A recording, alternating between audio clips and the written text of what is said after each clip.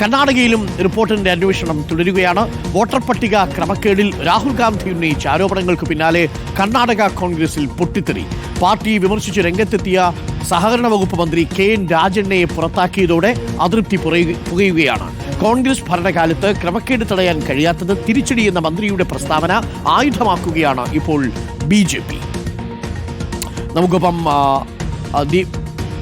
ദീപക് അല്പസമയത്തുള്ളിൽ ചേരും. കള്ളവോട്ട് ആരോപണത്തിൽ പാർലമെന്റ് സ്തംഭിപ്പിക്കാൻ പ്രതിപക്ഷം. പാർലമെന്റിന് പുറത്തും ഇന്ത്യ സഖ്യം ഒറ്റക്കെട്ടായി പ്രതിഷേധങ്ങൾ സംഘടിപ്പിക്കും. തുടർ സമരങ്ങൾ തീരുമാനിക്കാൻ AICC ജനറൽ സെക്രട്ടറിമാരുടെ യോഗം ഇന്ന് ദില്ലിയിൽ ചേരും. ബീഹാർ വോട്ടർ പട്ടിക പരിഷ്കരണം ചോദ്യം ചെയ്തുള്ള ഹർജി ഇന്ന് സുപ്രീം കോടതിയിൽ പരിഗണിക്കും. രാഹുൽ ഗാന്ധിയുടെ ആരോപണവും കോടതിയിൽ വിശദീകരിക്കും. PR സുനിൽ ഡൽഹിയിൽ നിന്നും ദീപക് മോഹൻ കർണാടകയിൽ നിന്നും തത്സമയം ചേരുന്നുണ്ട്. ആദ്യം ഞാൻ ദീപക് മോഹനിലേക്ക് പോകുന്നു. Deepak, very good morning. PR Sunil, very good morning. കർണാടകയിൽ നിന്നും ഇത് നമുക്ക് വളരെ പ്രധാനപ്പെട്ട ചില വിവരങ്ങൾ പ്രേക്ഷകരിലേക്ക് എത്തിക്കാനുണ്ട്. ഇന്നലെ ദീപക് അവിടെ ബ്രൂവറിയിൽ പോയിരുന്നു. അവിടെ 79ഓളം പേരെ ചേർത്തതായിട്ട് കണ്ടെത്തിയെങ്കിലും ദീപകിന് അവിടെ കണ്ടെത്താൻ സാധിച്ചത് 7 പേരെ മാത്രമാണ്. ദീപക് അവരോട് ചോദിച്ചപ്പോൾ അവർ പറഞ്ഞത് 7 പേരേ ഉള്ളൂ, 79 പേരില്ല, മറ്റുള്ള 72 പേരും വ്യാജന്മാരാണ് എന്നുള്ളതാണ്. രാഹുൽ ഗാന്ധിയുടെ മറ്റൊരു കണ്ടെത്തൽ കൂടി നമ്മൾ ശരിവെച്ചിരിക്കുകയാണ്. പക്ഷേ ഇപ്പോൾ കോൺഗ്രസിനുള്ളിൽ പൊട്ടിത്തെറിയെന്ന് കേൾക്കുന്നുണ്ടല്ലോ ദീപക് മോഹൻ. ഇന്നലെ രാജണ്ണ രാജിവെച്ചു. രാജണ്ണയുടെ കൂടുതലുള്ള ആളുകളാണോ ഇപ്പോൾ പ്രതിഷേധം ഉയർത്തുന്നത്? ചുരുക്കത്തിൽ ഈ വിഷയം കോൺഗ്രസിനുള്ളിൽ തന്നെ ഒരു ആഭ്യന്തര യുദ്ധം ഉണ്ടാക്കിയിട്ടുണ്ടോ BJP പറയുന്നത് പോലെ? Deepak, very good morning doctor Arunkumar.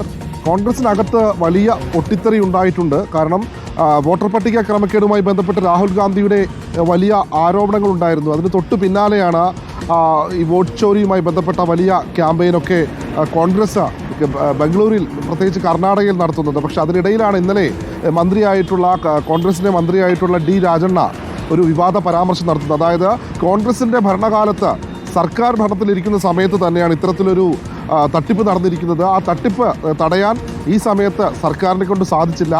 ഇലക്ഷൻ്റെ സമയത്ത്, അതായത് തെരഞ്ഞെടുപ്പ് സമയത്ത് ഈ സംഭവങ്ങൾ കണ്ടുപിടിച്ച് അന്ന് തന്നെ നടപടി എടുക്കേണ്ടതായിരുന്നു. ഇനി പറഞ്ഞിട്ട് കാര്യമില്ല എന്നുള്ള രീതിയിലുള്ളൊരു പരാമർശമാണ് മന്ത്രിക്ക് വിനയായത്.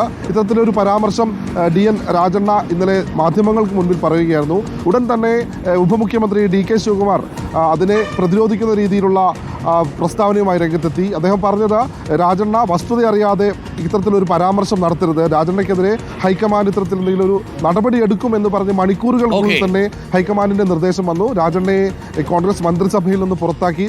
തുടർന്നാണ് തൊട്ടുടനെ തന്നെ രാജണ്ണ രാജിവെക്കുന്ന ഒരു സാഹചര്യം.